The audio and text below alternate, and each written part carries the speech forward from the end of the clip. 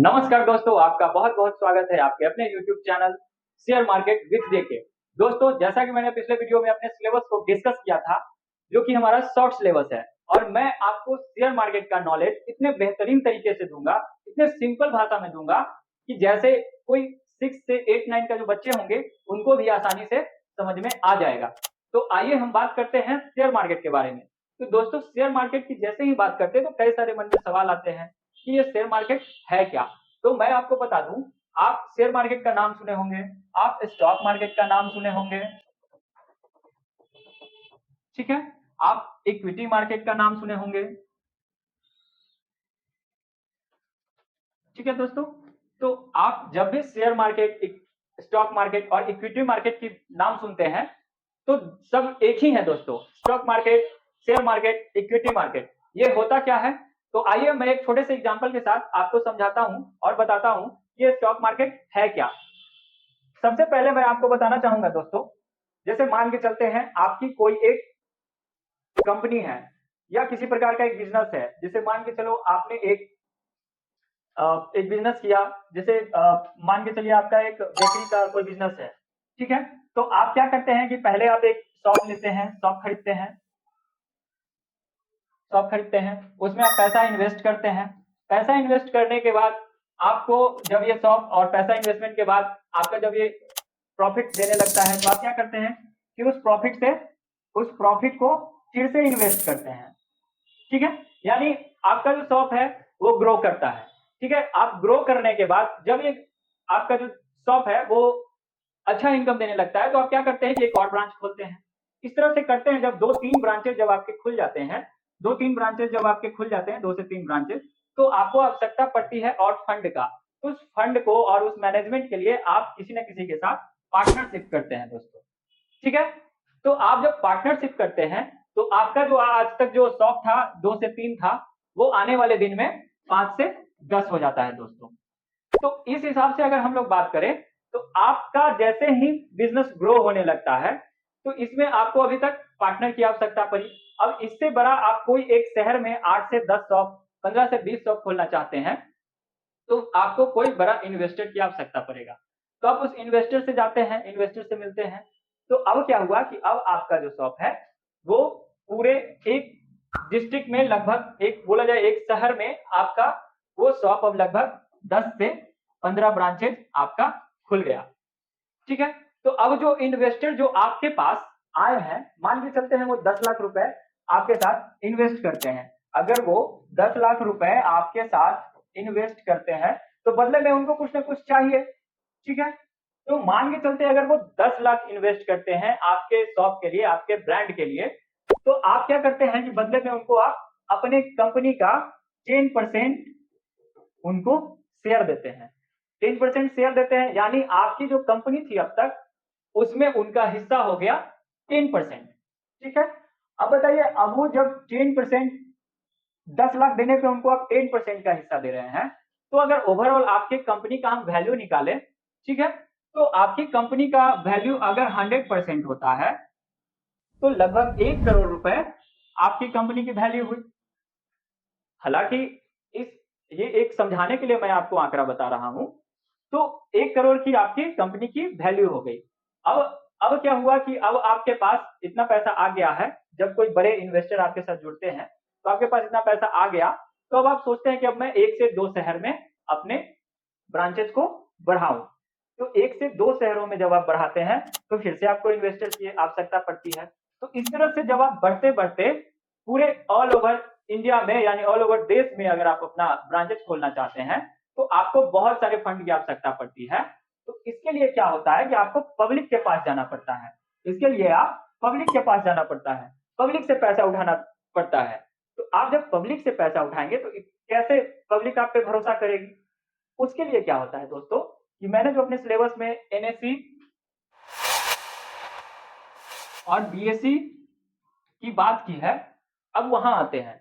तो अब कंपनी क्या होता है कि वो एनएससी और बीएससी से मिलने जाता है। क्यों? क्योंकि उसको अब पब्लिक से पैसा चाहिए। क्यों? क्योंकि उसके अब जो ब्रांचेज है वो पूरे ऑल ओवर इंडिया में वो करना चाह रहा था। पहले वो कहां तक सीमित था? केवल एक शहर में, 2 शहर में, 5 शहर में। लेकिन अब वो चाहता है कि मैं पूरे देश में अपना बिजनेस को बढ़ाऊं, अपने कंपनी को बढ़ाऊं।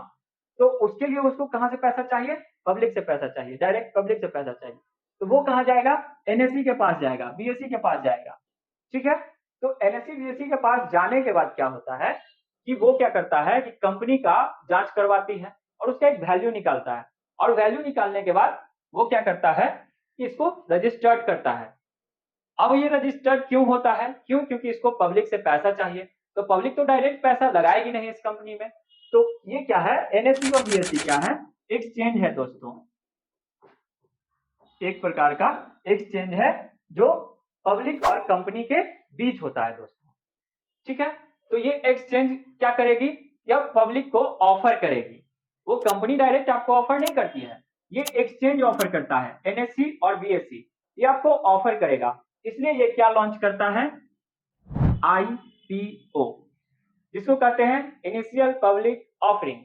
अब यहाँ क्या होता है कि आईपीओ जब आता है तो पब्लिक इसमें इंटरेस्ट लेता है, जैसा कि मैं अभी आपको बता रहा हूं, दिखा रहा हूं। तो आइए मैं आपको मोबाइल के माध्यम से दिखाता हूं कि आईपीओ कैसे लॉन्च होता है। तो मैंने आपको बताया है दोस्तों कि एक्सचेंज जब जब ये आईपीओ लॉन्च करती है, तो मैं आपको यहाँ आईपीओ का एग्जांपल दे रहा हूँ। आप देख सकते हैं यहाँ मैंने Paytm money demat account open किया है, और मैं आगे आपको डीमेट अकाउंट कैसे ओपन करते हैं उसके लिए भी वीडियो बना के लिंक में आपको सेंड कर दूंगा। आप मेरे टेलीग्राम चैनल पे भी ज्वाइन कर लीजिएगा, ताकि मैं जो कुछ भी अपडेट्स दूं तो आपको वो आसानी से पहुंच जाए। सबका डिस्क्रिप्शन में लिंक दिया हुआ है दोस्तों। तो आप देख सकते हैं स्क्रीन पे ये जो रिसेंट अभी आईपीओज है, इसमें कई आईपीओज आने वाले हैं और कई क्लोज भी हो गए हैं। तो सबसे पहले मैं जो आने वाला है उस पर बात करता हूं। अभी आप देख रहे हैं, यहाँ आप देख रहे हैं हुंडई मोटर इंडिया लिमिटेड, ये टू बी अनाउंस्ड यहाँ पे लिख रहा है, टू बी अनाउंस्ड। तो आपको करना क्या है कि to be announced it means अभी ये अनाउंस हुआ, अभी आया नहीं है। तो ये क्या किया था कि हुंडई मोटर इंडिया लिमिटेड ये पब्लिक से इसको पैसा चाहिए था, तो ये सबसे पहले कहाँ गया? एनएसई और बीएसई के पास कि मेरा आईपीओ लाइए, मतलब इनिशियल पब्लिक ऑफरिंग कीजिए, पब्लिक से मुझे पैसा चाहिए, मेरे कंपनी में इन्वेस्ट करना है उनके पैसे को, और जो भी हमको प्रॉफिट होगा, जो भी हमको लॉस होगा, वो मैं अपने इन्वेस्टर्स में शेयर करूंगा। तो इस हिसाब से आप देखें दोस्तों, तो हुंडई मोटर इंडिया लिमिटेड आप यहाँ देख सकते हैं लॉन्च हो रहा है। उसके जस्ट नीचे अगर हम आते हैं तो आप देख सकते हैं टाटा प्ले लिमिटेड। इस तरह से कई सारे आईपीओ आने वाले हैं, जैसे ये नाविका टेक्नोलॉजी लिमिटेड है। इस तरह से, और जो जो क्लोज्ड हो गए हैं आईपीओ, यानी जो लॉन्च हो चुके हैं, जिसमें पब्लिक अब आसानी से पैसा इन्वेस्ट कर सकते हैं या कर चुके हैं, वो देखिए। जैसे जो क्लोज्ड आईपीओ है आप स्क्रीन पे देख सकते हैं, इसमें जो फेमस है मैं उसका नाम ले लेता हूं। जैसे आप देख सकते हैं बंसल वायर इंडस्ट्रीज लिमिटेड, ये क्लोज्ड हो गया है।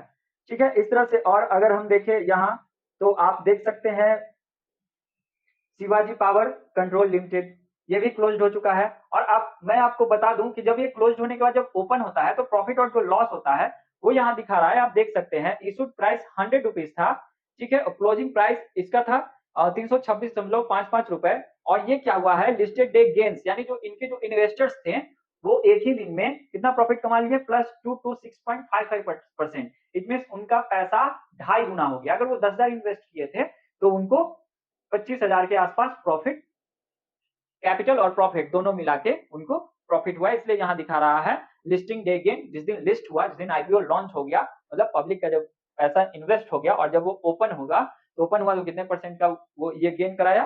तो लगभग इनका कैपिटल और प्रॉफिट दोनों मिला के 226.55, लगभग 226.55% का इनको प्रॉफिट हुआ। तो इस तरह से आप अभी तक समझ गए होंगे दोस्तों कि कोई भी छोटी मोटी कंपनी जो है वो पहले क्या होता है? शुरुआत होता है सिंपल एक छोटे से दुकान से, शॉप से। फिर वो क्या होता है कि उसमें धीरे धीरे पार्टनर्स बनते हैं।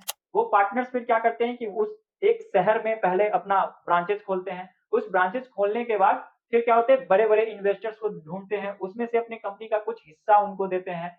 फिर कंपनी जब प्राइवेट लिमिटेड होती है तो प्राइवेट लिमिटेड होने के बाद उनका प्रॉफिट बहुत बढ़िया होने लगता है, तब वो पब्लिक के लिए ऑफर करते हैं कि मेरे कंपनी में आइए और आप पैसा इन्वेस्ट कीजिए। तो पैसा इन्वेस्ट करने के लिए वो जाते हैं एनएसई बीएसई के पास। क्यों जाते हैं? क्योंकि एनएसई बीएसई ही है जो एक प्रकार का एक्सचेंज है। ये पब्लिक और कंपनी के बीच का जो रिलेशन मेंटेन करता है वो एनएसई और बीएसई करता है। तो इस तरह से दोस्तों मैंने आपको आईपीओ समझा दिया कि कैसे एक छोटी सी कंपनी एक बड़ा मार्केट लीडर बनता है और लोगों का पैसा जो है वो इन्वेस्ट करता है और खुद के प्रॉफिट को लोगों में, जो उसके इन्वेस्टर्स होते हैं, उसमें बांटता है। तो आज फर्स्ट क्लास में हम लोगों ने आईपीओ सीखा, एनएसई बीएसई के बारे में सीखा। आगे फिर बढ़ेंगे और हम सेबी के बारे में बताएंगे। सेबी के बारे में बताने के बाद डीमेट अकाउंट कैसे मैनेज करते हैं, मतलब मेरा जो सिलेबस है आप देख सकते हैं स्क्रीन पे, सिलेबस जो मैंने सिलेबस आपको दिया है, इस सिलेबस को आप, मैं अपने सिलेबस के अनुसार धीरे धीरे आपको वीडियोस बनाऊंगा और धीरे धीरे चीजों को सिंपल तरीके से आपको सिखाऊंगा और समझाऊंगा दोस्तों। तो मिलते हैं अगले वीडियो में, तब तक के लिए नमस्कार, धन्यवाद।